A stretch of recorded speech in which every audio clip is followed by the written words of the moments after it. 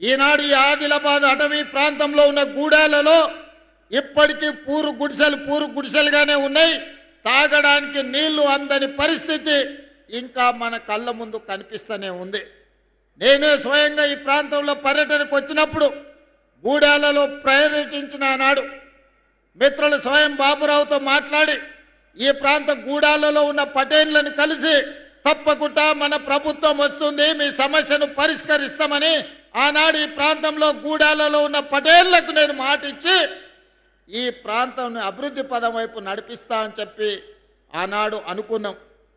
అదేవిధంగా మా మిత్రులు ప్రేమ్ సాగర్ రావు గారు ఎప్పుడు మాట్లాడినా మాకొక సమయంలో నమ్మకం విశ్వాసం సన్నగిల్లినప్పుడు అన్నా మీరు అధైర్యపడకండి, ప్రభుత్వం వస్తుంది, ప్రభుత్వం వచ్చిన తర్వాత నీ సొంత జిల్లా పాలమూరుకి ఏ ప్రాధాన్యత ఉంటుందో అత్యంత వెనుకబడిన ప్రాంతం 70 సంవత్సరాలు అభివృద్ధికి నోచుకొని ఆదిలాబాదును పాలమూరుతో సమానంగా నువ్వు అభివృద్ధి చేయాలి, ఈ ఒక్క మాట నువ్వు నాకు ఇవ్వు, ఈ జిల్లా మొత్తం నీకు అండగా నిలబడుతుందని మిత్రులు ప్రేమ్ సాగర్ రావు అనేటోడు.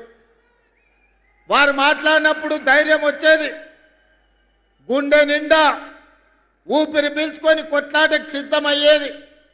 మళ్ళా నెల తిరుగుతేనే ఏమవుతుందో అని భయం ఉండేది. ధైర్యం కాస్త భయంగా మారి భయం నుంచి పోరాటం చెయ్యాలి, ఈ పోరాటంలో విజయమన్న సాధించాలి, లేకపోతే ఈ ప్రాంతమే ఎడారిగా మారుతుంది. ఈ ప్రజల కోసం ఎట్టి పరిస్థితుల్లో ప్రజాపాలన తీసుకురావాలి అని ఒక ఉక్కు సంకల్పంతో ఎన్ని కేసులు పెట్టినా, ఎన్ని అక్రమ నిర్బంధాలు చేసినా, ఎన్ని రకాల అవంతరాలు కల్పించినా, ఎన్ని ఒత్తిళ్లు చేసినా వాటికి నిలబడి గుండె ధైర్యంతో కాంగ్రెస్ పార్టీ కార్యకర్తలు కొట్లాడినరు కాబట్టే ఈనాడు ప్రజాపాలన అధికారంలోకి వచ్చింది.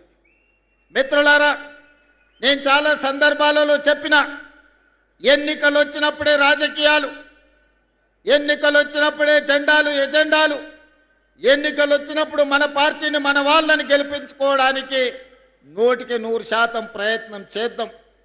ఎన్నికలు ముగిసిన మరుక్షణం ఈ వేదిక మీద ఉన్న ఎవరైనా అనిల్ జాదవ్ కావచ్చు, పాయల శంకర్ కావచ్చు, గోడెం నగేష్ గారు కావచ్చు, ఎవరైనా కావచ్చు, వాళ్ళు మా రాజకీయ ప్రత్యర్థులే కానీ మాకు శాశ్వతమైన శత్రువులు కాదు. ఈనాడు మేము వాళ్ళని శత్రువులుగా భావించడం లేదు. భిన్నమైన ఆలోచనలు ఉండొచ్చు, అభివృద్ధి విధానంలో వాళ్లకు మాకు భిన్నాభిప్రాయాలు ఉండొచ్చు, అవి భేదాభిప్రాయాలు కావు.